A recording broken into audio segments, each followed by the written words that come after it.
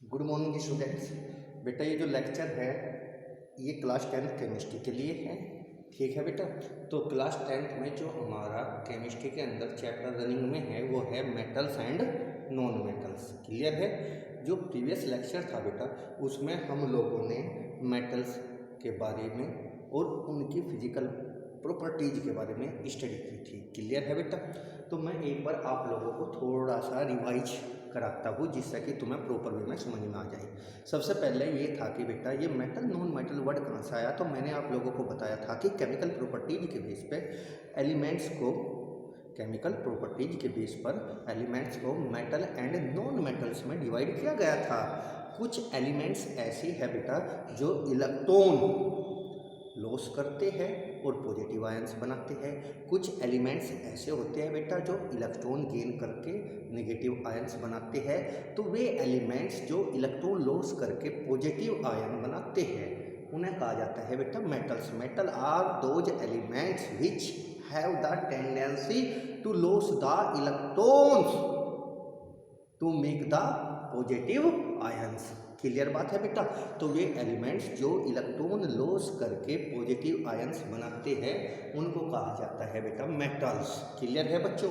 तो इसका मतलब ये हुआ कि मेटल्स जो है वे इलेक्ट्रोपॉजिटिव इन नेचर होते हैं, यानी कि इलेक्ट्रॉन लॉस करके पॉजिटिव आयंस बनाते हैं। क्लियर। फिर उसके बाद बेटा ये बात आई थी कि जो मेटल्स होती हैं उनकी वैलेंस सेल में 1, 2 या 3 इलेक्ट्रॉन्स होते हैं। 1, 2 और 3 इलेक्ट्रॉन्स प्रेजेंट होते हैं। लेकिन बेटा इसके भी एक्सेप्शन थे। वे एक्सेप्शन कौन कौन से हैं? Hydrogen and helium. हाइड्रोजन की वैलेंस सेल में 1 इलेक्ट्रॉन होता है, हीलियम की वैलेंस सेल में 2 इलेक्ट्रॉन होते हैं, बावजूद इसके वे नॉन मेटल्स है। क्लियर है। तो हाइड्रोजन और हीलियम कि आउटर मोस्ट सेल में 1 और 2 इलेक्ट्रॉन होने के बावजूद भी वे नॉन मेटल्स हैं। तो बेटा आज हम लोग मेटल्स की केमिकल प्रॉपर्टीज पढ़ेंगे। क्लियर बात है। फिजिकल प्रॉपर्टी में अगर आपको कोई प्रॉब्लम हो तो बेटा उसके लिए आप मैसेज करके या कैसे भी पूछ सकते हो। क्लियर है। तो आज हमारा जो टॉपिक है वो है केमिकल प्रॉपर्टीज ऑफ मेटल्स। तो इसका मतलब मैंने पहले भी बताया था केमिकल प्रॉपर्टीज क्या होती है, जिनके मेजरमेंट के समय या जिनको मेजर करते समय केमिकल कंपोजिशन डिस्टर्ब हो जाती है, केमिकल कंपोजिशन चेंज हो जाती है, ऐसी प्रॉपर्टीज को कहा जाता है केमिकल प्रॉपर्टीज। तो इस सबसे पहले है हमारी metals are electropositive in nature. ये बात मैंने अभी भी बता दी। जैसे कि हमने यहाँ कैल्शियम लिया तो कैल्शियम का जो इलेक्ट्रॉनिक कॉन्फ़िगरेशन है वो है 2 8 8 2, यानी कि इसकी वैलेंस सेल में कितने इलेक्ट्रॉन हैं? 2। और क्योंकि हमें पता कि सेल में डुप्लेक्स पूरा करना होता है ऑक्टेट, और जो अदर सेल्स में ऑक्टेट कंप्लीट करना होता है फॉर स्टेबिलिटी। तो किसी भी एटम को स्टेबल होने के लिए जो के सेल है उसमें 2 इलेक्ट्रॉन्स यानी कि डुप्लेक्स पूरा करना होता है, और अदर सेल्स में 8 इलेक्ट्रॉन्स कंप्लीट करने होते हैं, यानी कि ऑक्टेट कंप्लीट करना होता है, सभी स्टेबल हो जाते हैं। अब जरा इस पर कैल्शियम पर ध्यान दीजिए। वैलेंस सेल में कितने इलेक्ट्रॉन है बेटा? इसकी 2 इलेक्ट्रॉन्स है। तो इसका मतलब ये तो ये 6 गेन करके 8 कंप्लीट करेगा, या 2 लॉस करके 8 कंप्लीट कर लेगा। ठीक है। तो इसका मतलब है ये 2 इलेक्ट्रॉन लॉस करेगा, और जैसे इसने 2 इलेक्ट्रॉन लॉस किए उस कंडीशन में इसके पास 20 प्रोटॉन्स और 18 इलेक्ट्रॉन्स बचे हुए हैं। इसका मतलब संख्या या नंबर्स ज़्यादा किसके है? प्रोटॉन्स के। कितने प्रोटॉन्स ज़्यादा है? 2 प्रोटॉन्स ज़्यादा है। और और प्रोटॉन पर कैसे चार्ज होता है? Positive charge. तो इस पर ये 2 पॉजिटिव चार्जेज आए। इसका मतलब क्या हुआ कि इसने 2 इलेक्ट्रॉन लॉस कर दिए, या इसके पास 2 प्रोटॉन ज़्यादा बचे हुए हैं। क्लियर है बेटा। दूसरा है रिएक्शन विद मैटर। तो बेटा एक चीज़ आपको मैं सेकेंड चैप्टर में भी पढ़ाई थी, वो फर्स्ट चैप्टर में पढ़ाई थी जब हमने डिस्प्लेसमेंट रिएक्शन पढ़ी थी। डिस्प्लेसमेंट रिएक्शन में मैं आप लोगों को समझा था कि जो मेटल्स होती है वे रिएक्टिव होती है, लेकिन उनकी रिएक्टिविटी अलग अलग होती है। कुछ बहुत ज़्यादा रिएक्टिव होती है, कुछ रिएक्टिव होती है, कम रिएक्टिव होती है, कुछ बहुत कम रिएक्टिव होती है। ठीक है। तो रिएक्टिविटी के बेस पर इनको एक सीरीज में अरेंज किया गया है जिसे रिएक्टिविटी सीरीज कहा गया था, और मैंने वो आप लोगों को लर्न भी कराई थी, याद है बेटा। तो इसी प्रकार से जब हम मेटल की रिएक्शन ऑक्सीजन से कराते हैं तो कुछ मेटल्स जो कि हाईली रिएक्टिव होती है वे रूम टेम्परेचर पर ही ऑक्सीजन से रिएक्शन करके आपकी मेटल ऑक्साइड बनाती है, जबकि कुछ मेटल को ऑक्सीजन से रिएक्शन कराने के लिए हीट देनी पड़ती है। तो जैसे आप देख रहे हो बेटा, दिस इज सोडियम, ठीक है, और सोडियम हाईली रिएक्टिव मेटल होती है। ये रूम टेम्परेचर कितना होता है बेटा, 25 डिग्री सेल्सियस या 298 केल्विन। क्लियर है बेटा। तो जब सोडियम की रिएक्शन ऑक्सीजन से कराते हैं तो सोडियम ऑक्सीजन रूम टेम्परेचर पर ही कंबाइन होकर सोडियम ऑक्साइड बनाती है। तो इसका मतलब बेटा यहाँ पर हीट नहीं देनी पड़ी, तो इसका मतलब सोडियम हाईली रिएक्टिव मेटल है। लेकिन अगर हम बात करते हैं बेटा कॉपर की, ठीक, और जी एल्यूमिनियम की, जब कॉपर और एल्यूमिनियम ऑक्सीजन के साथ रिएक्शन करते हैं या इनकी रिएक्शन कराई जाती है तो वहाँ पर बेटा क्या देनी पड़ती है, हीट, क्योंकि ये सोडियम से लेस रिएक्टिव मेटल्स है। आप लोगों को पता होगा जब कॉपर ऑक्सीजन से हीट की प्रेजेंस में रिएक्शन करती है तो CuO बनाती है।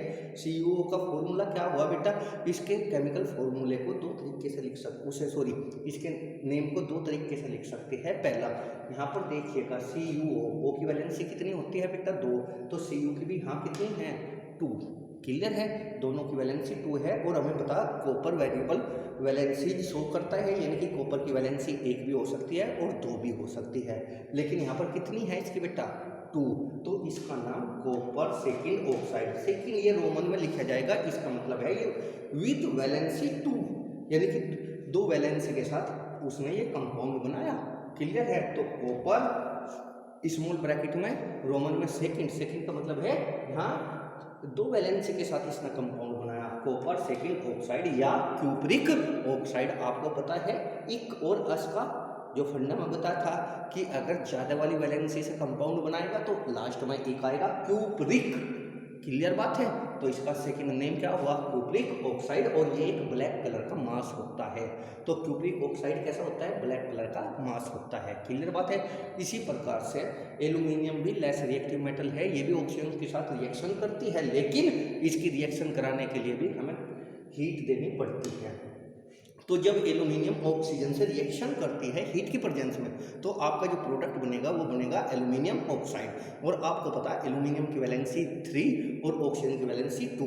तो एल्यूमिनियम ऑक्साइड का केमिकल फॉर्मूला क्या होगा बेटा, Al2O3। क्लियर है, और ये बैलेंसिंग के लिए है, बैलेंस आप कर ही देखते हो। क्लियर बात है बेटा। तो अभी तक हमने पढ़ा कि केमिकल प्रॉपर्टीज ऑफ मेटल में नंबर 1 क्या पढ़ा कि metals are electropositive in nature because they have the tendency to lose the electrons to make the positive ions. Clear बात है। सेकंड, जब ये ऑक्सीजन से रिएक्शन करती है तो मेटल ऑक्साइड बनता है, लेकिन जो हाईली रिएक्टिव मेटल है वे बिना हीट के ही, यानी कि रूम टेम्परेचर पर ही ऑक्सीजन से रिएक्शन करके मेटल ऑक्साइड बनाती है। लेकिन जो लेस रिएक्टिव मेटल है वे हीट की प्रेजेंस में ऑक्सीजन से रिएक्शन करके तब मेटल ऑक्साइड बनाती है। अब आगे की तरफ हम बढ़ते हैं।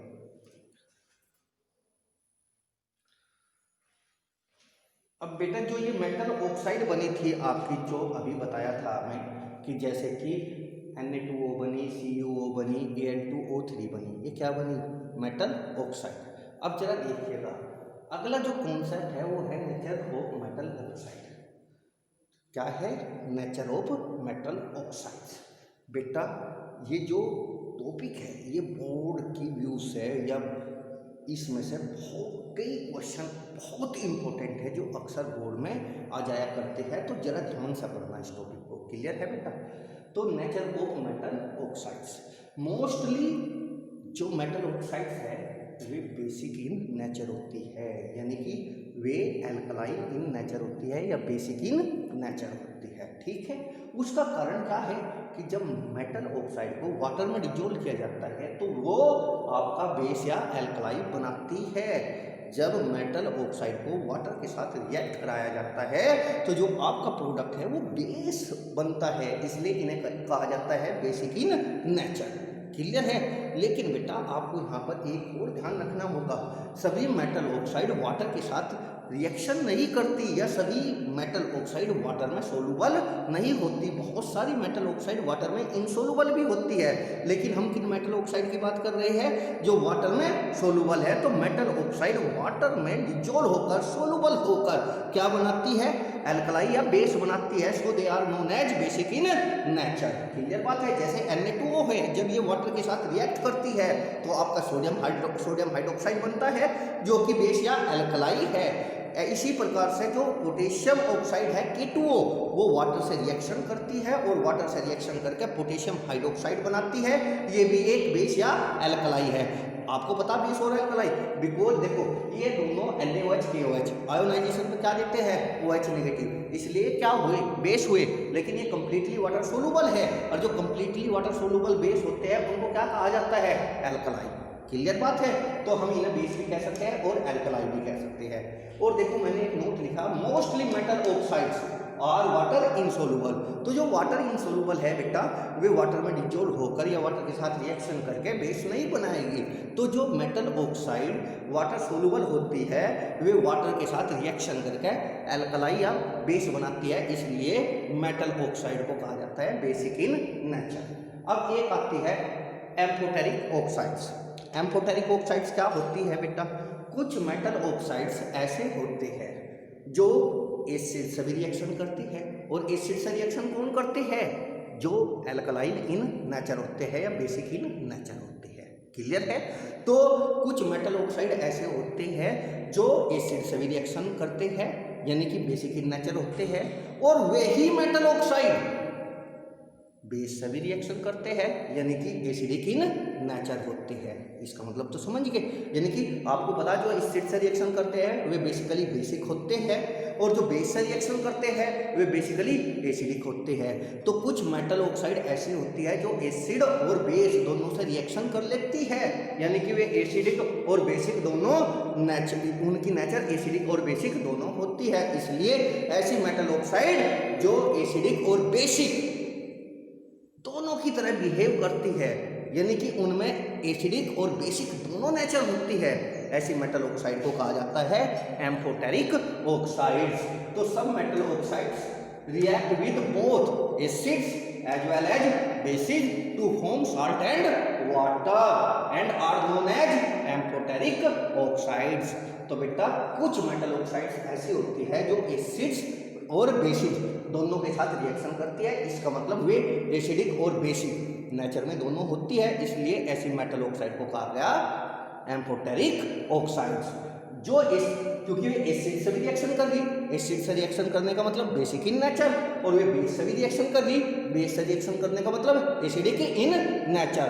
तो कुछ मेटल ऑक्साइड्स ऐसी होती है जो बच्चों एसिड और बेस दोनों से रिएक्शन कर लेती है और साल्ट और वाटर बनाती है, ऐसी मेटल ऑक्साइड को क्या कहा गया एम्फोटेरिक इन नेचर। और उनके एग्जांपल्स है Al2O3 aluminium oxide and ZnO zinc oxide etcetera. Clear है बेटा।